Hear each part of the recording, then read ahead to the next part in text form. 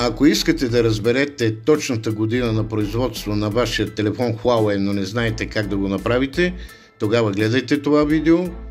Започваме. Влезте в набиране и сега наберете звезда хаштаг 06 хаштаг. И тук ще се отвори вашият имей номер. Копирайте първият имей. Сега излезте и тук влезте в Google Chrome. Сега напишете в търсачката email.info и влезте в този сайт. Сега поставете своят имей номер, натиснете тук, изпълнете проверката и сега натиснете проверка. И ето вече ще се появи информация за вашия телефон. А ето тук е точната година на производство.